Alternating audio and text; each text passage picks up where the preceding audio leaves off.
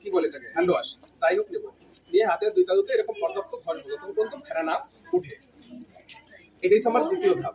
ঠিক আছে, এই ফেনা উঠছে বেশ ভালো। এখন আমি হাতের ব্যাক সাইডটা এইভাবে কি করবো, ঘষবো, মানে রাফ করবো। রাফ করলে কি হবে, হাতের আঙ্গুলের ফাঁকায় যে ময়লাটা আছে সেই ময়লাটা হয়ে যাবে। এক হাত করার পরে এই হাত করবো, ক্লিয়ার। তারপরে করবো এটা, এটা হচ্ছে 3 নাম্বার ধাপ আমার। ঠিক আছে, এরপরে আর কোথায় ময়লা আছে আমার হাতের আঙ্গুলে আছে, এটা আমার 4 নাম্বার ধাপ। হাতের আঙ্গুলটা এইভাবে, দুই হাতের আঙ্গুল, ক্লিয়ার। এরপরে হাতের কোথায় আছে আর ময়লা, হাতের নখের মাগুলো আছে।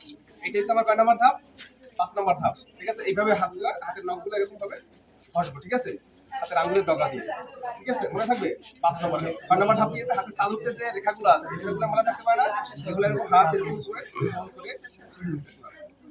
ক্লিয়ার। এটা হলো কয় নাম্বার ধাপ, 6 নাম্বার ধাপ। আর হাতের আর কোথায় ময়লা আছে, আর কবজিতে ময়লা আছে, এটা হচ্ছে 7 নাম্বার ধাপ। ঠিক আছে, এই হাতের এই কবজি করবো, এই হাতের এই ক্লিয়ার। এই 7 নাম্বার ধাপ শেষ। এখন হাত আমার পুরো হাত এরকম করে 8 নাম্বার ধাপে আমি এটা কত সময় ধরে কোনটা করবো, 20 সেকেন্ড ধরে করবো।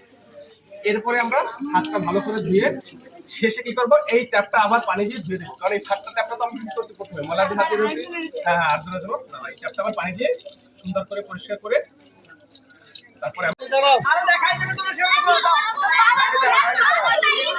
আরে দেখাই দিবে সেবা করে নিয়ে দাও। বাবা বাবা বাবা বাবা খাই দাও।